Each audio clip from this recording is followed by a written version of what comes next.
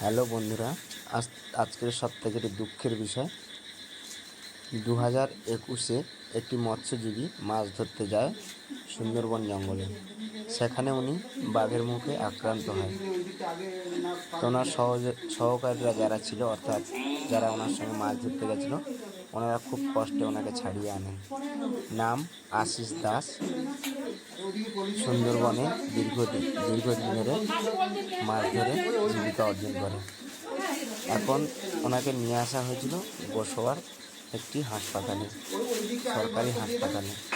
ওখানে ওনাকে সমস্ত মেডিসিন দিয়ে, গজ দিয়ে ওনাকে মাথায় যেহেতু বেশি আটকে হয়েছে সেটাকে ধরে রেখেছে। তারপরে ওখান থেকে ওরা ট্রান্সফার করে দেয় পেয়ারলেস হসপিটালে।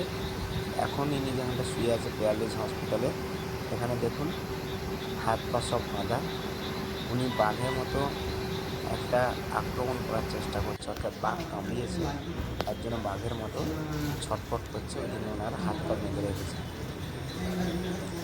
দেখতেই পাচ্ছেন আপনারা কেমন করছে, আর আওয়াজ ঠিক বাঘের মতোই করছিল, যেমন বাঘ আওয়াজ করে।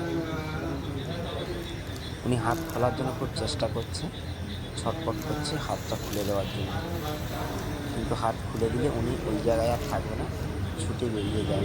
তার জন্য ডাক্তারবাবুরা হাত বেঁধে রাখে। তারপরে অল্প একটু সুস্থ হওয়ার মতো নয়, তবু ওনাকে বাড়ি ফিরিয়ে আনে।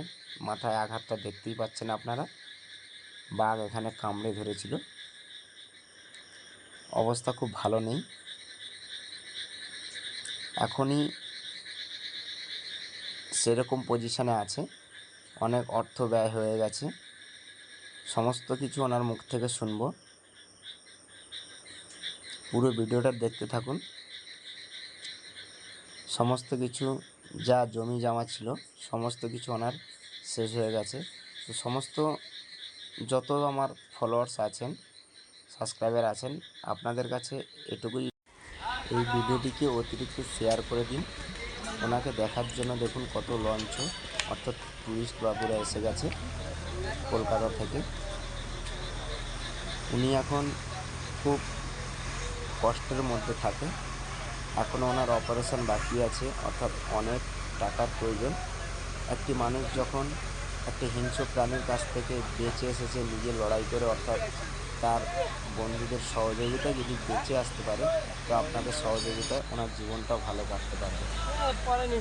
তো দেখে নিন এখন আশিস দাস কি বলছে মানুষের সামনে। সাথীরা ছাড়িয়েছে, মারধর করে বাক্সে নামিয়ে দিয়েছে, নিয়ে আমাকে ওরা ফোন করছে এলাকায়। আমাদের সামনে একটা অফিস আছে, বিদ্যা ফরেস্ট ট্রাইবের অফিস, বন দপ্তরের অফিস। ওই অফিসে এলাকার মানুষ খবর দিচ্ছে, আমাকে জঙ্গল থেকে বন দপ্তরে স্পিড করে তুলে নিয়ে এই একটা দিদি আসলে হাত দেন। আমি এই জায়গাটা আবার অপারেশন হবে, এইটা আবার প্লাস্টিক সার্জারি করতে হবে, তাহলে স্কালটা নেই। উনি বলতে চাইছে আবার একটা অপারেশন হবে। উনি এখনও অবধি ঠিকমতো সুস্থ নয়, তার জন্য আপনাদের কাছে কিছু সাহায্যের জন্য উনি আশা করছেন যাতে উনি ভালোভাবে সুস্থ হয়ে যায়। আমি পেছনদার দিয়ে ভিডিওটা করেছি, আপনারা দেখতে পাচ্ছেন পেছনে কিভাবে কামড়িয়েছিল। আগেরটা থেকে এখনটা অনেক ডিফারেন্স।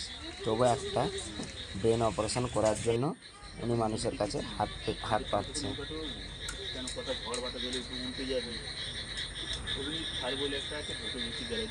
আপনারা যে যেমন পারবেন তেমন ওনাকে কিছু দিয়ে সাহায্য করবেন। ওনার নাম্বার আমি সামনেই দিয়ে দেব।